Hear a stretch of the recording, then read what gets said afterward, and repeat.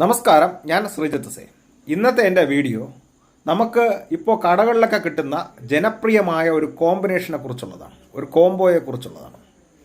അത് മറ്റൊന്നുമല്ല, വൈകുന്നേരങ്ങളിൽ ഒക്കെ ആൾക്കാർ ചായയോടൊപ്പം കഴിക്കുന്ന പഴംപൊരി ബീഫ് കോംബോ. അത് ഇറങ്ങിയിട്ട് കുറേ കാലമായി, വർഷങ്ങളായി.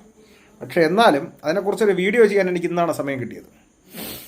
പഴംപൊരിയും ബീഫും കോംബോ എന്ന് പറഞ്ഞാൽ എല്ലാവരും ജാതിമത ഭേദമന്യേ, ആബാലവൃദ്ധം, ലിംഗഭേദമന്യേ വാങ്ങിച്ച് കഴിക്കുന്നതാണ്. എല്ലാവർക്കും ഇഷ്ടപ്പെട്ടതാണ്, ഏറ്റവും കൂടുതൽ വിറ്റ് പോകുന്നതാണ്. നിങ്ങൾ മനസ്സിലാക്കേണ്ട ഒരു കാര്യം, എന്താണ് പഴംപൊരി?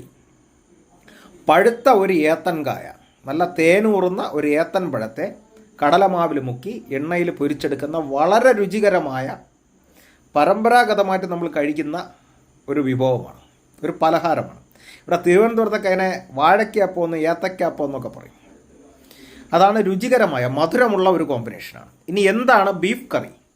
ബീഫ് കറി എന്ന് പറയുന്ന ഒരു നാൽക്കാലിയെ ക്രൂരമായി കെട്ടിയിട്ട് പീഡിപ്പിച്ച് അതിനെ വെള്ളം പോലും കൊടുക്കാതെ അതിൻ്റെ കഴുത്തിനെ അറുത്ത് അതിൻ്റെ രക്തം മുഴുവൻ പോകാൻ വേണ്ടി പകുതി ബ്ലീഡ് ചെയ്യിപ്പിച്ച് അതിൻ്റെ രക്തമെല്ലാം കളഞ്ഞ് അത് പിടച്ച് മരിച്ച് പിന്നെ അതിനെ കൊന്ന് തോലുരിച്ച് വെട്ടി പീസാക്കി പിന്നെ അതിനെ കറി വെച്ച് മസാലയും എരിവും ഒക്കെ കൂടെ ചേർത്ത് അതിനെ കറി വെച്ച് എടുക്കുന്നതാണ് ബീഫ് കറി എന്ന് പറയുന്നത്.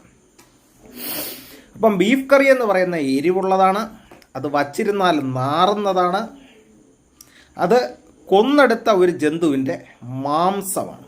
ശരിക്കും പറഞ്ഞാൽ രജോ ഗുണവും തമോ ഗുണവും വളരെയേറെ മുറ്റി നിൽക്കുന്ന പക്ഷികളിൽ രാക്ഷസീയം അല്ലെങ്കിൽ ആസുരം അല്ലെങ്കിൽ രാക്ഷസീയം എന്ന് വിളിക്കുന്ന ഒരു ഭക്ഷ്യവസ്തുവാണ് മാംസം അഥവാ ബീഫ് എന്ന് പറയുന്ന ആ കറി.